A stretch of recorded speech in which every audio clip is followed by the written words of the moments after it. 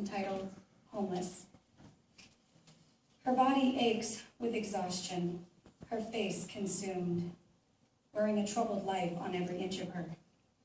Smoky gray hands anointed with black fingernails, faded memories of where she has been.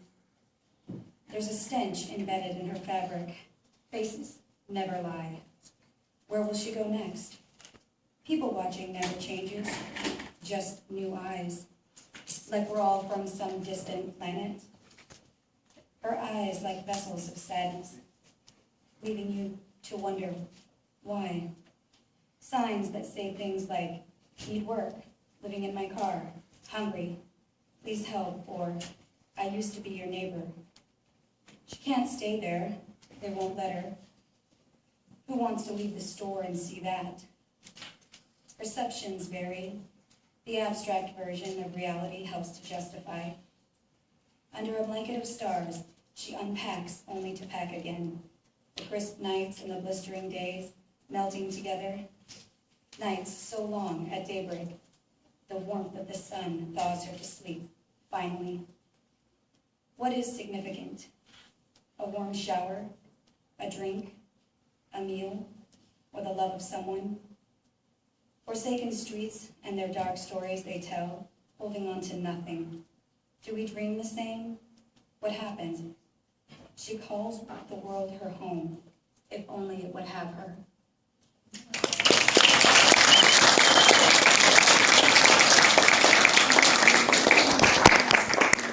Thank you very much, Kelly. Our first place winner in poetry, Christina Sampson.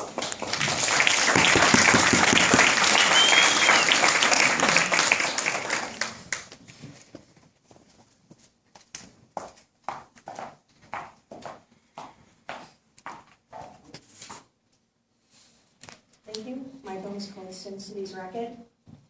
It's about Las Vegas, which is my hometown. Vegas, fucking Vegas. The derisive snort of the disillusioned transplant. Vegas, fucking Vegas! An arms flung wide shout from drunk immortal youth. Vegas, fucking Vegas. A shoulder slump rumble from the resigned native. Vegas, man, fucking Vegas. The city's victims sneer. 1. Verrazano Pizza. A child at play shrieks. The sound pierces a cornflower blue sky. Her bicycle tire whirs, the only sound on a quiet tree-lined cul-de-sac. Trash cans and recycle bins stand on sidewalks. In the summer, the sharp tang of barbecue slices through the heat. Vegas, what Vegas? This is everywhere and anywhere. The fake Luxor light shining its triumph into the night may as well be just another street light. In a blah-beige shopping center, a tiny pizza parlor with 2 ovens, 3 booths, and 2 small tables is stuffed to the door with tired people. It's thin sliced New York pizza, 2 slices you can fold and a good-sized soda, 2 small paper plates and styrofoam cups that squeak. An electrician, cosmetologist, a mom, some high school kids wait for lunch. Grade schoolers sense that dolphins at the Mirage aren't the usual field trip, and the Blue Man Group doesn't go to every school assembly to teach about percussion. But the water-splashing, shuffling sneakers, need tickets, I got tickets, scalpers chant, occasional whiff of urine and salty sunscreen sweat. It's got nothing to do with them, those pedigreed natives. 2, Gambler's Lament. A drive across town means one inevitably inhales the fumes of a chartered tour bus, a sloth in a sea of bedazzled drivers. Inside colossal buildings, a torrent of muted blips and bleeps floods the air, the clink, clink, clink, rat-a-tat-tat of silver coins falling, now gone.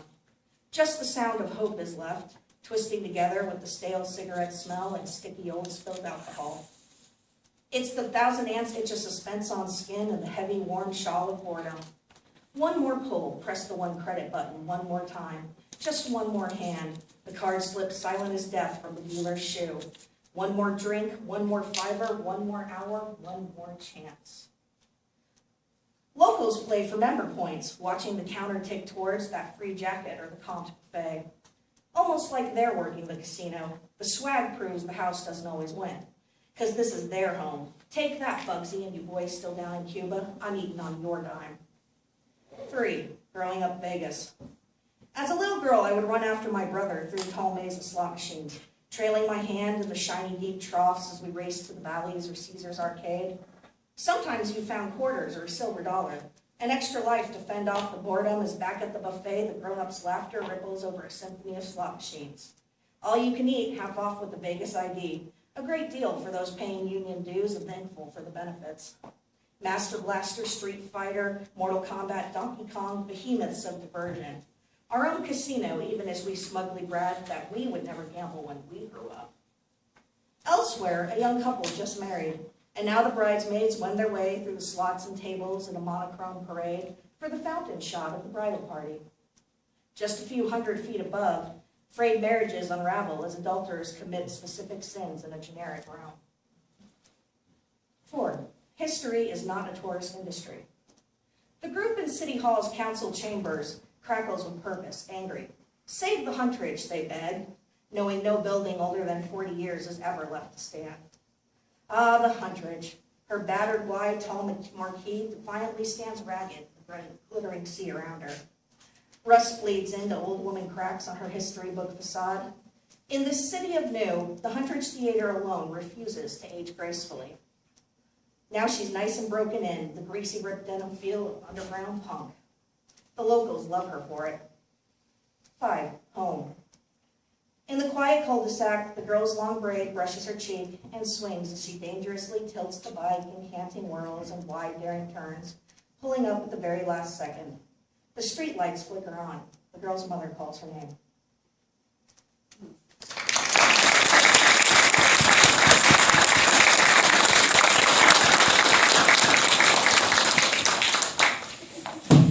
Thank you, Christina, and thank you to everybody who is still in the seat and chose to stay. Really. Before you go, I want you to know that Matthew Parker is here with some books to sell. And if you are interested in purchasing one of Matthew's books, you can buy it now, today, right now. Why wait, right? And how much are they going for, Matthew? On Amazon? No, here today. $15 for one of Matthew's books. Also, I'm sure that he would be happy to answer any questions if you have them. Thank you, writers.